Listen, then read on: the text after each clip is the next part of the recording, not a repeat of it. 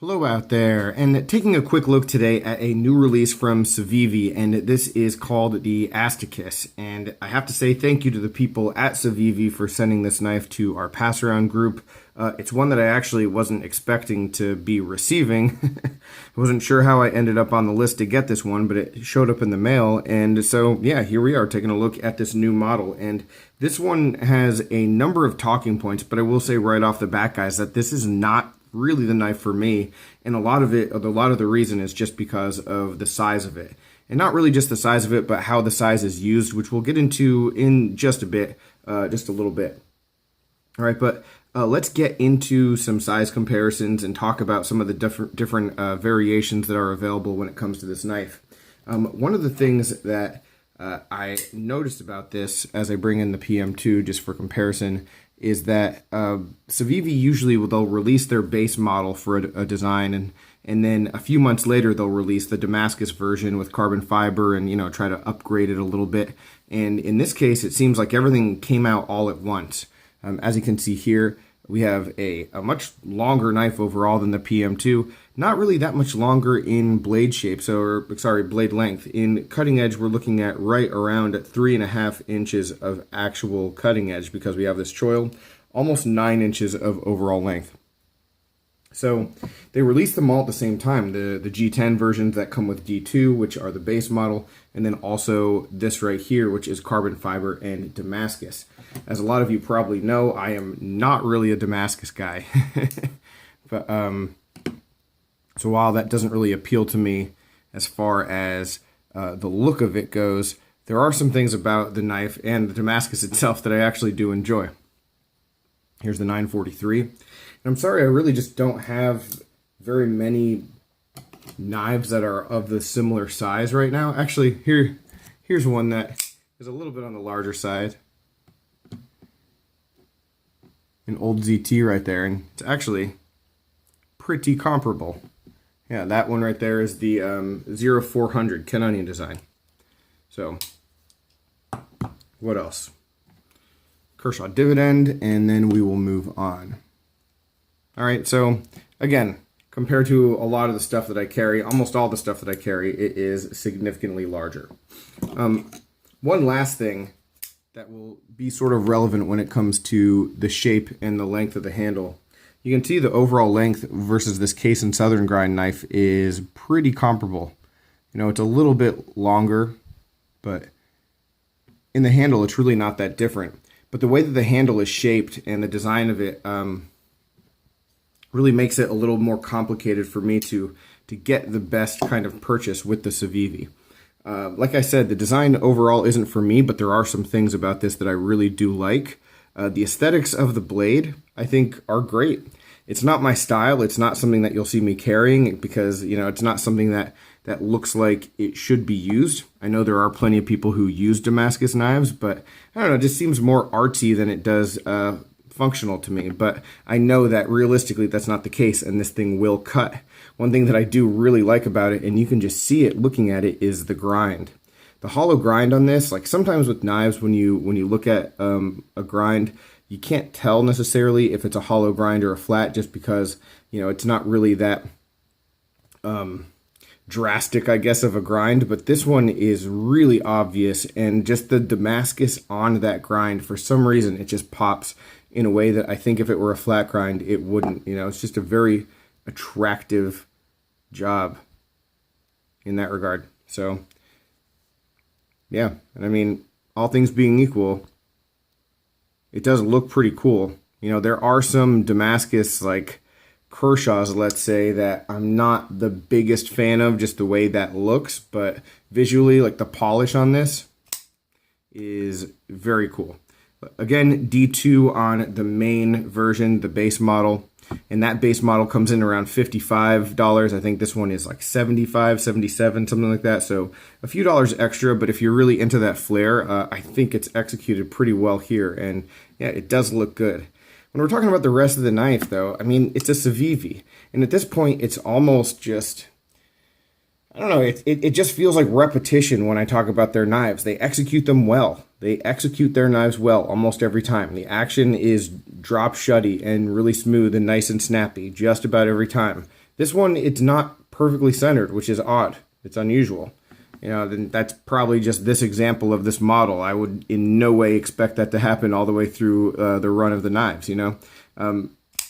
Civivi is very much on point with construction, and so it's almost just repetitive, same stuff over and over again when you review their knives. Lockup is great, you know, as you expect it to be. Alright guys, so here we are in the middle of the video, and what you will find if you do watch to the end is that I was able to make it through the entire filming process without making fun of the name of this knife once. Not even once. Asticus. Jeez Louise, man. Who approves that? Like what's the screening process like for names with Civivi? Like how does this get through the entire board of directors or whoever oversees this stuff? Or maybe it's just a joke. Maybe everybody knows and they're in on it and they just screw it. Asticus, do something. But yeah, no jokes, and I'm proud of myself for that. What does that mean? Well, I like to have fun. So let's do this. Instead of me trying to come up with dumb things to say on my channel, why don't you guys? Whoever can come up with the best, most witty, clever, knife-related Asticus name joke in the comments. I'll give it 5 days, let's say. I don't even know what the prize will be, but there'll be some kind of prize package that I'll send out that will include a knife and some stickers and maybe a little bit of gear and whatever else I can muster together to send out your way. So, I mean, do it for the glory and the pride of being the best, sure. But there'll definitely be something concrete that I'll send you for the best joke that you have. All right, guys? Yeah, enjoy the rest of the video. Good luck. But for me, you know, if I'm going to have a knife that's this long, and again, it's the overall length that sort of, it makes it very long. 3.5-inch cutting edge really isn't that big, but what ends up happening when I have the knife in hand, you can look at all the extra real estate, and I just don't particularly like that. If you have large hands, you might really like that. It might be great. But for me, and I'm going to bring the case and Southern Grind back out, for me, when I have a knife that is like longer in the handle, you know, sometimes the way that space is used, it sort of makes it like fit into your hand a little bit better. Even though I have extra real estate here, you know, the knife fits in my hand perfectly. And here, and I know it does give you versatility where you could choke back and you could choke up and like choose where you want to hold it. And you'll do that anyway when you're using the knife, sure. But I don't know, I just don't need that. If this were a smaller knife, then yeah, it would definitely be a lot better for me. So again, this is a preferential thing. You'll probably be watching this or possibly watching this and thinking, no, that's perfect. Like, JT, you're wrong. This is exactly the knife that I need. My hands are bigger than yours, yada, yada. So great. Hopefully you're getting that information. The one other thing that I will say about the ergos, two more things actually, is that there's no jimping on this, but for some reason, it just seems to work really well without it. Sometimes, depending on just the slope and the transition from the frame onto the spine of the blade, you can slide down like too far in a way that it just isn't good. But I think if you're cutting with this knife and you slide a little bit, you're only going to slide into a place where you'll actually gain the leverage that you're looking for in that cut. You know, I don't think that it's like slick enough to the point on top here that if you're cutting with it, you're going to really struggle. Even though there is no jimping, I mean, you should be able to hold on pretty well. Where you won't be able to hold on, possibly, is on these scales. And this is my big question when it comes to Civivi, and I've always had this like eyebrow raise whenever they do the Damascus and carbon fiber version, like why bother? Why not do something different if we're going to upgrade materials and have a more premium version? You know, I don't buy into Damascus for the most part. You know, it's not something that really appeals to me. Carbon fiber definitely does. But this carbon fiber is, I think it's a laminate, and it's really just for show. I mean, it looks pretty. And this is a design that when you look at it, like this is a good, useful knife design. I mean, a lot of people who buy the base ones, they're going to use that as their beater, and they're going to beat the crap out of those knives because hollow grind, pretty darn thin. It's going to slice really well. D2 will hold up pretty well. I mean, that's going to be a really good model to use. This one, a little more of a showpiece. But I mean, if you had a carbon fiber that had a little more traction on it, it would be a whole lot better. This Laminate is just slick, and again, it's just sort of for show, and it's not a bad knife in the hand, but like because of that, but I don't know, I think it could be better. And if you were going to do the upgrades, if you're really looking for the upgrades on this knife, I don't know, I might be a little bit disappointed.